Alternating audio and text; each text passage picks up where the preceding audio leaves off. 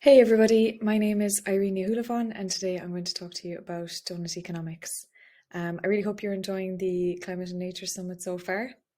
So I'm just going to tell you a little bit about my role now at Global Action Plan. So I'm the Education Officer at Global Action Plan, and Global Action Plan Ireland is an environmental education and behaviour change organisation based in Ballymun in Dublin. It's part of Global Action Plan, or GAP International. GAP aims to support people to live more sustainably and to take action for the environment. We work with community groups, businesses and schools just like yours. The economy is the part of society in which goods and services are produced, traded and used. So if you go into a shop and buy a book or buy a pair of shoes online, you're taking part in the economy. Economics is just the study of the economy. So economics decides how we work, earn money, use natural resources and sell and exchange things. So it decides a lot. So in this video, we're going to look at how today's global economy is managed, what this means for our world, climate and nature, and how this could be different. Economists are experts who study the economy. So different economic thinkers have contributed to the development of the economic system that we live in today, and these are just some of those economists. A lot of the thinking that we rely on in today's economy is quite old in origin actually, and dates back to economists like Adam Smith here on the bottom right. And then more recent economists like Friedrich Hayek and John Maynard Keynes have led to the development of a lot of the way our economic system works today. So in recent decades, we've actually witnessed many ways in which some old economic thinking has done modern life a disservice. So our current economic system gives a lot of importance to the market as a deciding factor for how things should work. And this means that exchanges between individuals and businesses decide how goods and services are priced and exchanged based on the supply and demand of these goods and services. For example, if you think about the price of gold, it's very high because a lot of people want it, but there isn't that much of it around. So gold is expensive on the market. So to understand our economy as it is now, we need to go back in time for a minute. In the 1930s, an economist called Simon Kuznets was given the task of creating an indicator or a number that showed how successful an economy was. So he came up with the indicator of gross domestic product, or GDP, and this is just the sum of all economic activities that make money. So an economy is considered to be doing well if GDP grows every single year.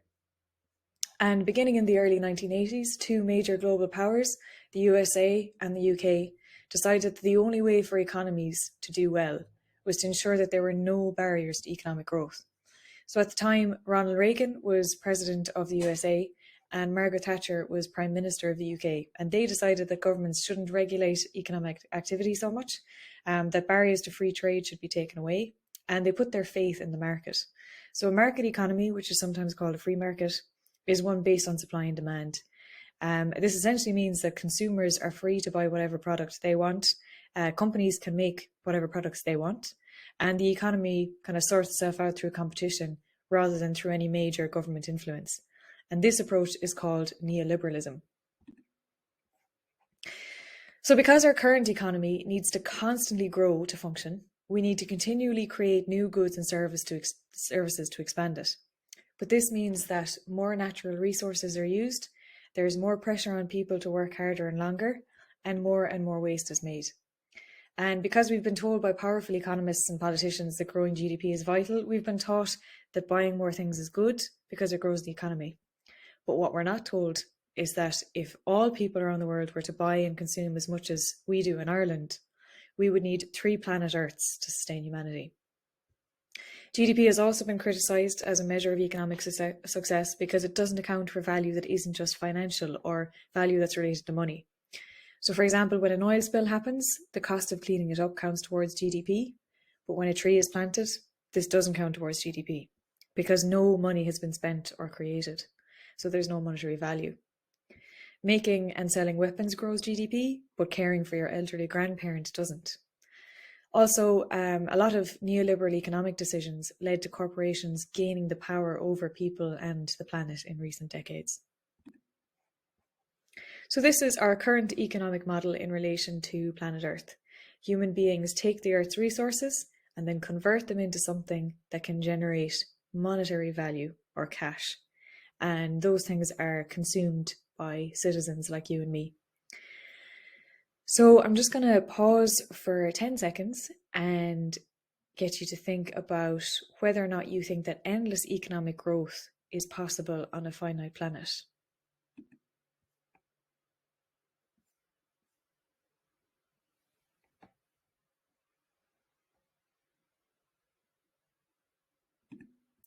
So there's a lot of debate about this at the moment. Some economists are really starting to come to the conclusion that we can't grow the economy forever because the Earth's resources are limited and it's mathematically impossible. So the debate is still ongoing though. In addition to causing a lot of harm to the environment, our current economy doesn't seem to be very good for people either. So the divide between rich and poor is growing, and since 1995, the top 1% of humanity have sucked up nearly 20 times more wealth than the bottom 50% of humanity. Decisions made by governments which follow neoliberalism often mean that the rich come out on top while the poor suffer. And we're still feeling the continuation of these policies today. So on that note, I'm going to give you another 10-second slot to think about other things that we might value that aren't actually included within GDP.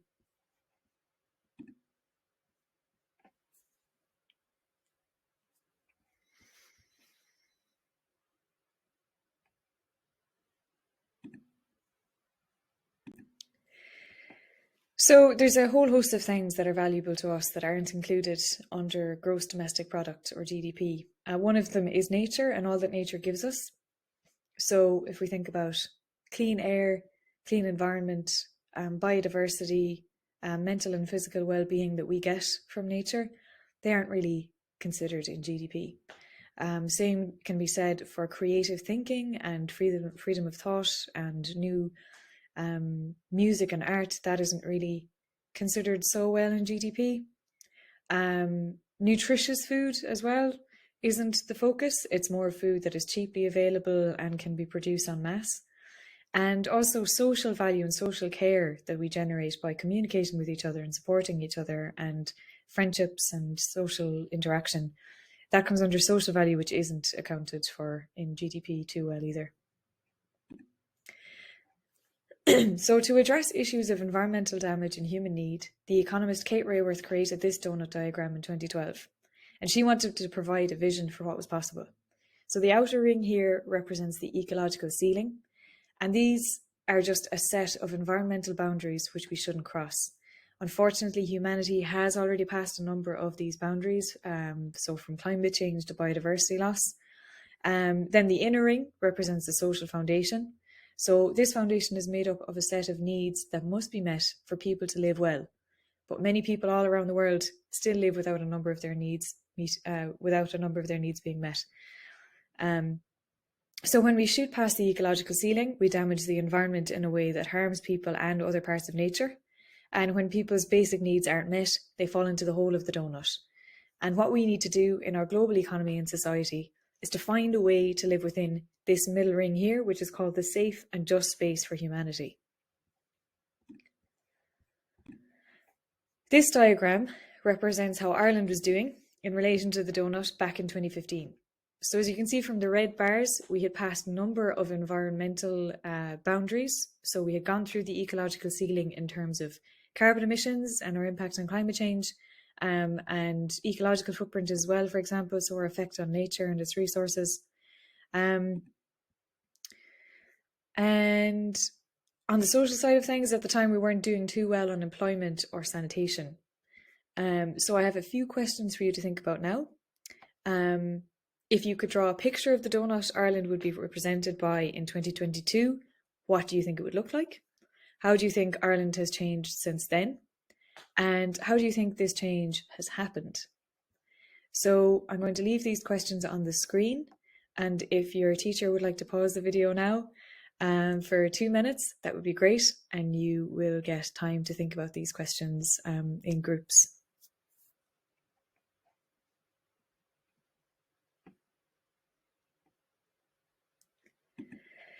So when I was thinking of Irish diagrams that could be used to represent the Doughnut Economics model, I thought of the Claddagh ring.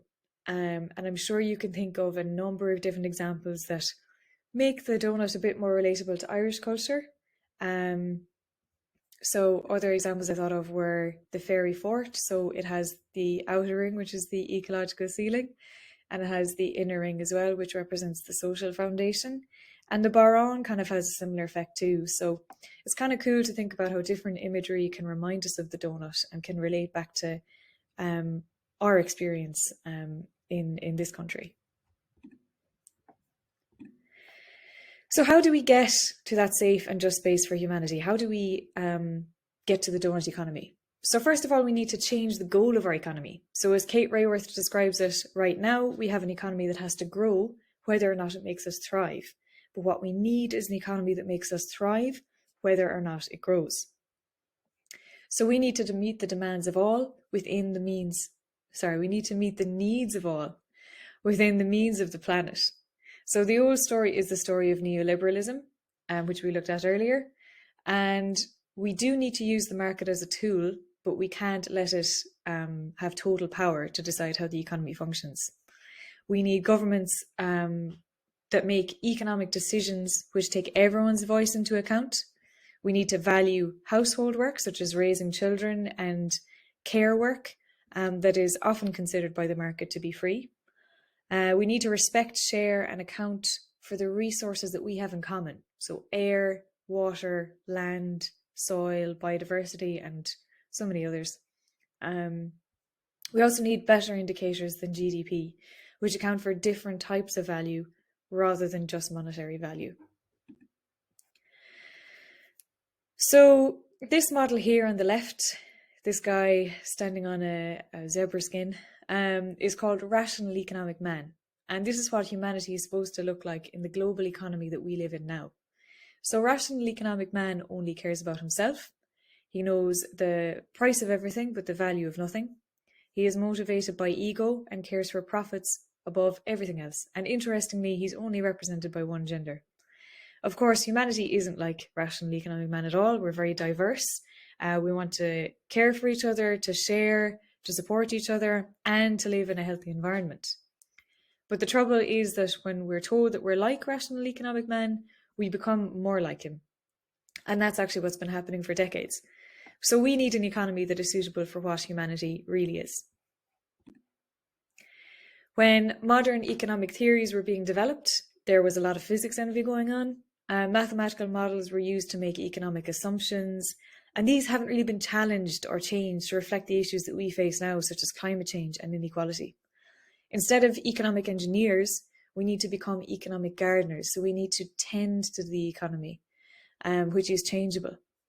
And unfair distribution or sharing of wealth isn't something that's natural, even though it can seem that way. And it can seem that the economy is this rigid system that we can't change, but that's just not true.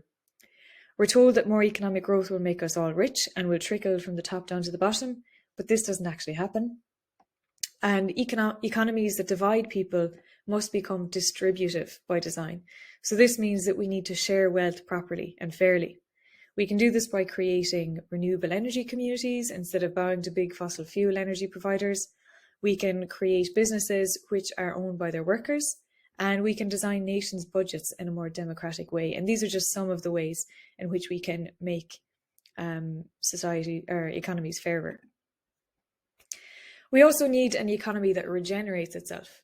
And by this, I mean that rather than taking from the earth and throwing away our waste to feed growth-dependent economies, we need to create economies which operate in a circular way and give back more than they take away. So a regenerative economy is one that runs on renewable energy and turns waste from one process into raw materials for the next. It harnesses the potential of business, finance, governments, and human nature to work to get us into the safe space in the donut. Cities all over the world are looking to the donut as a model for progress, and these cities include Amsterdam, Sydney, Berlin, Melbourne, Brussels, Mexico City, and now hopefully Dublin. So to get within the donut, cities will need to look at where the goods that people consume within them are made, how wealth is shared, and how human welfare needs are met. They'll need to look at how people get around, how waste is processed, and how city activities contribute to action for climate and nature. The donut provides them with key indicators to do that aren't just focused on GDP.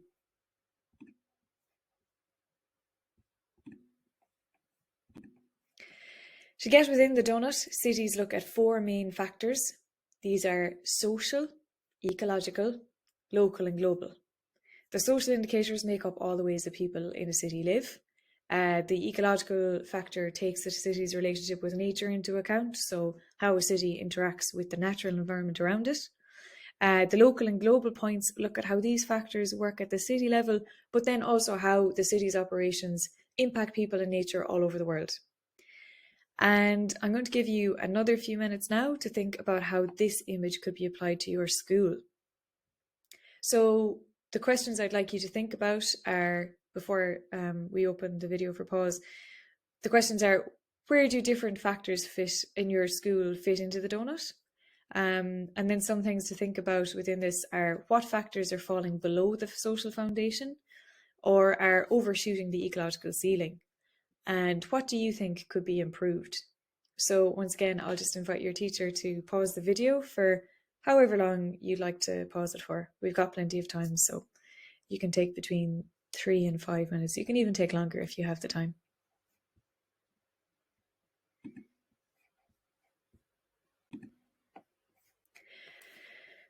So your school might already be taking steps to operate within the donut. So for example, you might have a school garden in which students can grow nutritious food and spend time in nature, and this generates social and nutritional value.